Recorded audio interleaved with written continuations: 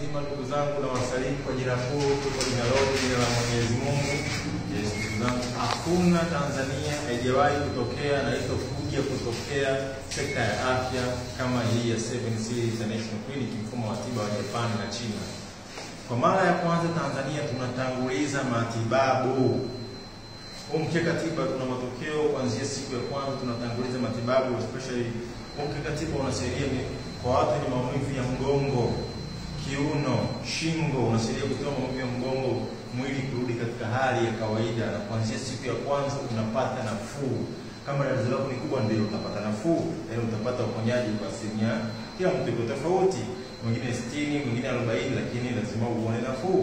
Kadri unapoendelea kukanyaga ndipo unapona kabisa. Kama tatizo lako ni dogo, unapona hapo hapo siku ya kwanza au unapata asilimia 90 mpaka 99 ya matibabu. Ndio maana tunatanguliza tiba.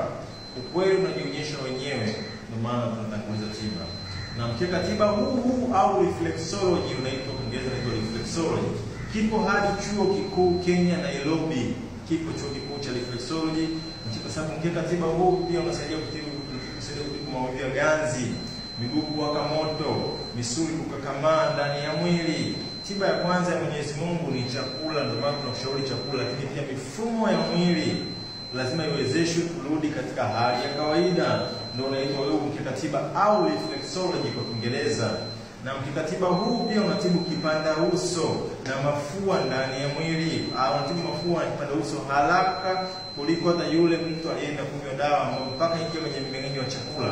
Kwa sababu huu mkeka tiba unatibu kipanda uso, unagusa mishipa ya fahamu moja kwa moja kupitia chini ya miguu iliyounganika na ubongo, na unagusa mfumo wa hewa wa upumuaji, respiratory system, mfumo wa hewa ambao unakusanyika na miguu na pia na pua, sinuses. Ndio unatibu mafua na kipanda uso haraka sana na vizuri, na tunatanguliza tiba. Na pia mkeka tiba huu pia ni mbadala wa kufanya masaji mwili mzima, ni kufanya masaji kushika ile kufanya ile masaji. Pia ni mbadala wa masaji yenye viungo na mifumo yote ndani ya mwili. Reflexology ni inafanya ndani kwa ndani ya mwili ili kupa matokeo nje ya mwili mazuri.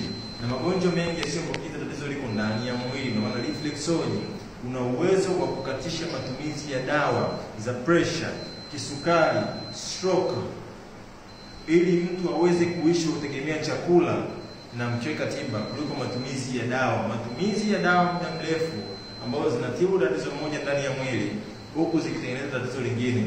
Unatumia dawa za cholesterol, statins, inatibu cholesterol na kaa vizuri. Baada ya mwezi mmoja unamfuata daktari wako na mbona mbona sisimamishi, mbona sipati hamu ya mapenzi? Kumbe statins zinakata mafuta yote ndani ya mwili. Umeona? Unatumia dawa za pressure, sawa, unatibu pressure. Baada ya mwezi kadhaa, mwezi mmoja unaona mfumo wa mkojo, figo liko vizuri. Unatumia dawa za kisukari, unatibu kisukari, lakini kumbe unasababisha tatizo lingine la moyo au ini, unakuini kwenye pressure ni sumu. Umeona? Kwa mkeka tiba huu unakusaidia wewe ambaye umerundukiwa matumizi ya dawa mengi ili uweze kuishi kutegemea chakula au diet na reflexology, na sio matumizi ya dawa mrefu ambayo huleta madhara ndani ya mwili makubwa. Na sisi wa Tanzania tunakuwa tuna mtindo wa kuunganisha matatizo yetu na ushirikina au uchawi. Kumbe kile kitu ambacho tunategemea tunapewa ni kusaidie pia kina madhara ndani ya mwili. Sasa tumewaletea mkombozi wa afya Tanzania, inaitwa reflexology mat au mkeka tiba wa Japani na China. Mkeka tiba huu ni mbadala wa physiotherapy, ni mbadala wa kufanya masaji ndani ya mwili mzima. Mkeka tiba huu ni mbadala wa mazoezi, ni tiba na kinga kwa wakati mmoja. Yes, na tunatanguliza tiba, na bei ya mkeka ni 260,000 na ni wa kudumu, hauna expiration date kabisa.